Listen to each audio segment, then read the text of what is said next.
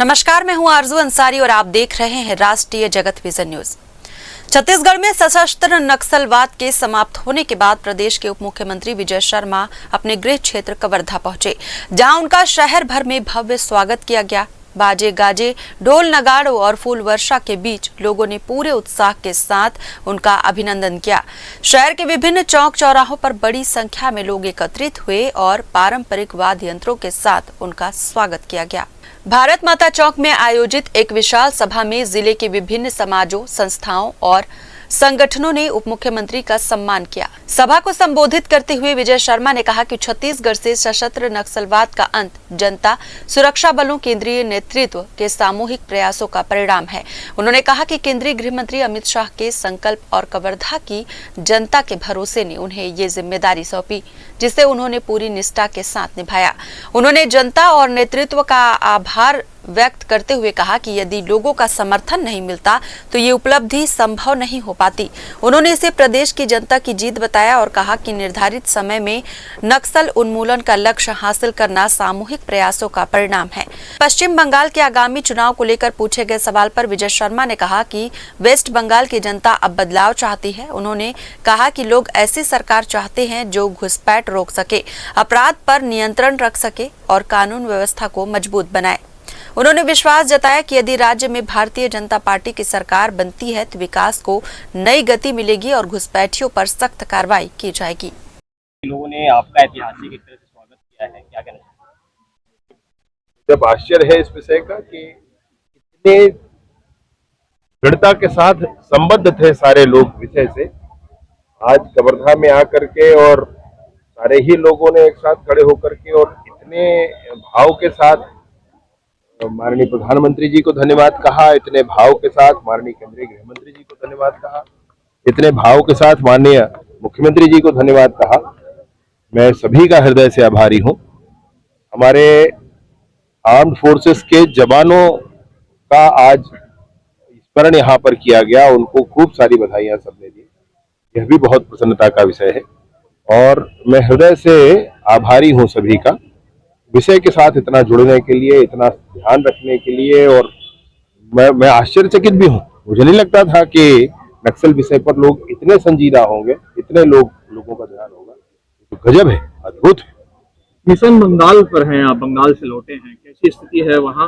और मैं कल फिर जाने वाला हूँ और मैं सोचता हूँ कि इस बार बंगाल में जनता ये चाहती है कि नई सरकार आए और नई सरकार के नाते भारतीय जनता पार्टी की सरकार आए। ईश्वर की कृपा हो, माँ काली की कृपा हो और बंगाल में नई सरकार बने, भाजपा की सरकार बने, ऐसी सरकार बने जो घुसपैठ रोकने में अपनी जान लगा दे, ऐसी सरकार बने जो डेमोग्राफी चेंज हो रहा है बंगाल में उसको ठीक करने में अपने परिश्रम, अपना पसीना बहाए।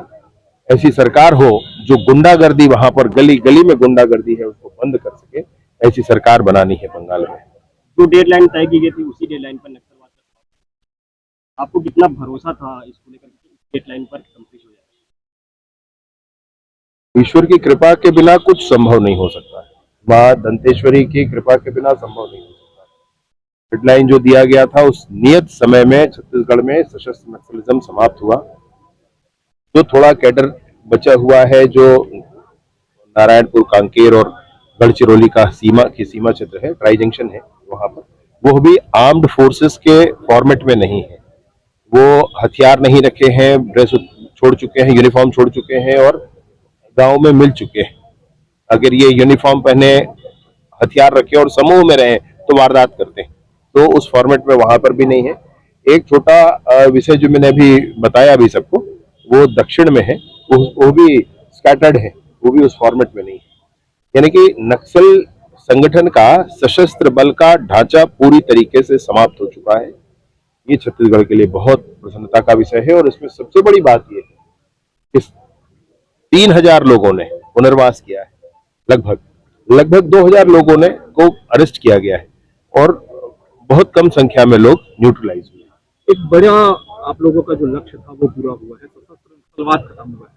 दूसरा बड़ा लक्ष्य है कि बस्तर का विकास, इसके लिए क्या जवाबदारियां हैं और क्या तैयारियां हैं? बस्तर का विकास बस्तर के युवाओं के आधार पर हो, बस्तर के विकास में बस्तर का लघु वनोपज के आधार पर उनका विकास हो।